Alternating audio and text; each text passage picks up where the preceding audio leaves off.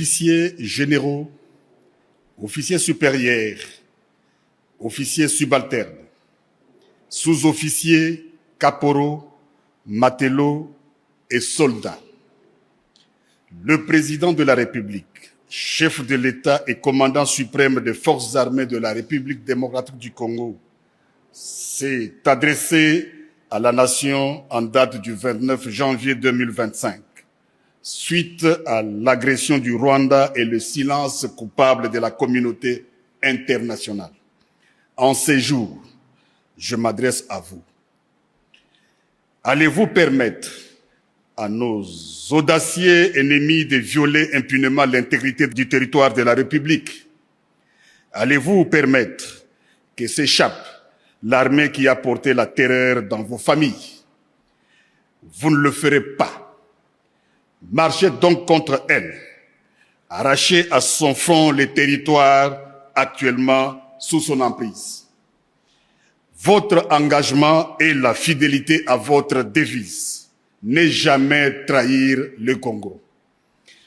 Toutes ces guerres sont causées par la convoitise de nos ennemis. Ces derniers vont venir pour tenter de vous corrompre.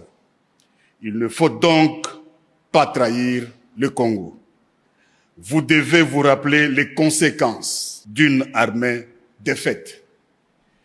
Apprenez au monde que la malédiction s'abat sur ceux qui violent le territoire du grand peuple.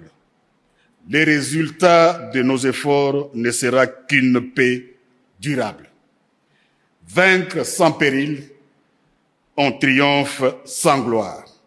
Il n'y a aucun orgueil à tirer d'une victoire facile vis-à-vis de l'ennemi.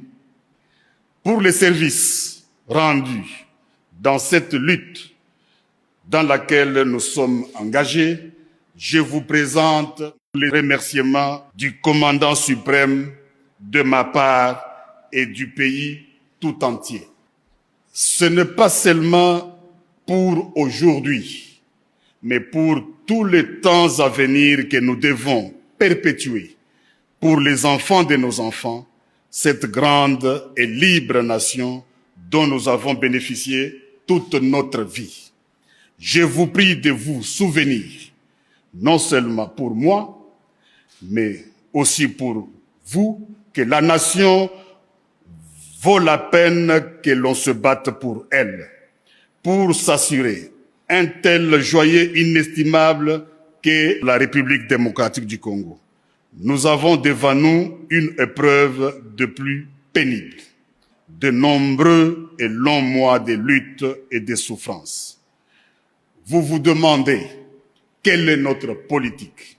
Je veux le dire ici. C'est faire la guerre par mer, par terre et par air, de toutes nos forces et avec toute la force que Dieu peut nous donner, de faire la guerre contre la tyrannie monstrueuse, jamais surpassée dans les sombres et lamentables catalogues du crime humain. Telle est notre politique. Il s'agit d'une question de vie ou de mort pour la République démocratique du Congo. Il s'agit particulièrement de savoir si le peuple congolais restera libre ou tombera dans l'esclavage post-colonial. Il ne doit pas y avoir de place dans nos rangs pour les pleurnichards et les lâches, pour les marchands de panique et des déserteurs. Notre peuple ne doit connaître aucune peur au combat et doit se joindre de manière désintéressée à notre guerre patriotique de libération, notre guerre contre les asservisseurs fascistes. Dans la situation actuelle, la crédibilité de notre armée est essentielle. C'est pourquoi vous devez assumer sans faiblesse votre mission constitutionnelle. Défendre les frontières de la République démocratique du Congo contre toutes les menaces, d'où qu'elles viennent. Vous devez donc faire face aux menaces qui se présenteront dans tous les domaines de conflictualité. Chacun d'entre vous doit se sentir concerné par cette mission. Ici, nous restons debout et nous nous battrons. Il n'y aura pas d'autre retrait.